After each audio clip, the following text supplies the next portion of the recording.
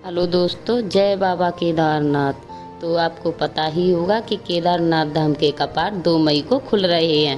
केदारनाथ यात्रा भारत के सबसे पवित्र तीर्थों में से एक है। केदारनाथ मंदिर के 12 ज्योतिर्लिंगों में से एक है और ऐसा माना जाता है कि इस पवित्र मंदिर में भगवान शिव की पूजा करने से तीर्थयात्रियों को मोक्ष की प्राप्ति होती है। तो बस यही कारण है कि इस धाम की यात्रा में इतने कठिन रास्ते और परेशानी में भी लोग लाखों की संख्या में बाबा केदारनाथ धाम के दर्शन के लिए पहुंचते हैं और मंदिर में होने वाली भव्य आरती में बढ़ चढ़कर हिस्सा लेते हैं। तो मैं अपने चैनल के माध्यम से सभी भक्तों को बताना चाहती हूँ कि श्री केदारनाथ मंदिर में श्रद्धालुओं के लिए आरती करने के लिए किस प्रकार की व्यवस्था रहती है और उनके क्या क्या चार्ज रहते हैं। बद्रीनाथ केदारनाथ में पूजा के लिए ऑनलाइन बुकिंग 15 अप्रैल से BKTC की वेबसाइट पर श्रद्धालु अपने आप कर सकते हैं। उत्तराखंड में 4 धाम यात्रा के लिए पंजीकरण प्रक्रिया के बाद ऑनलाइन पूजा की बुकिंग शुरू की जाएगी।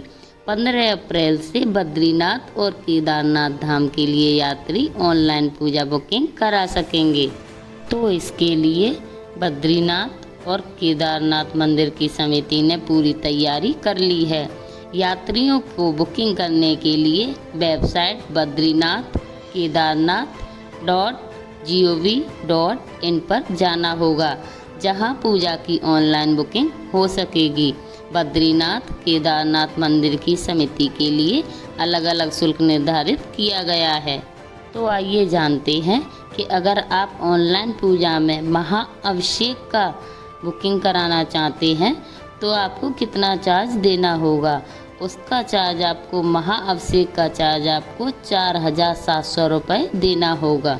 अगर आप रुद्राभिषेक पूजा कराना चाहते हैं तो उसका भी चार्ज अलग होगा।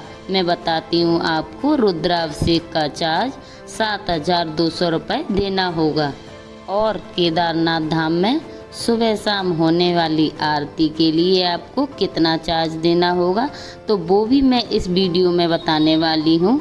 सुबह शाम आरती की चार्ज आपको 200 रुपये या 500 रुपये प्रति कैंडिडेट देना होगा। इसके साथ ही वेद पाठ गीता पाठ के लिए आपको कितना चार्ज देना होगा तो वो भी मैं आपको बताती हूँ। 2500 रुपये प्रति कैंडिडेट देना होगा, जबकि षोडशोपचार के लिए 5500 रुपये और अष्टोपचार के लिए 950 रुपये निर्धारित किए गए हैं। यदि कोई श्रद्धालु दोनों धामों में पूरे दिन पूजा कराना चाहता है तो उसे 28,600 रुपये अदा करने होंगे। बद्रीनाथ मंदिर और केदारनाथ मंदिर की समिति की ओर से पूजा के इन निर्धारित शुल्कों में कोई बदलाव नहीं किया गया है। जो शुल्क बीते सालों में श्रद्धालुओं से लिया जाता था उसी के आधार पर पूजा के लिए ऑनलाइन रजिस्ट्रेशन प्रक्रिया शुरू की जाएगी। बद्रीनाथ केदारनाथ मंदिर समिति की ओर से 15 अप्रैल से पूजा के लिए ऑनलाइन प्रक्रिया शुरू होगी, जिसमें श्रद्धालु अपना रजिस्ट्रेशन कर सकते हैं।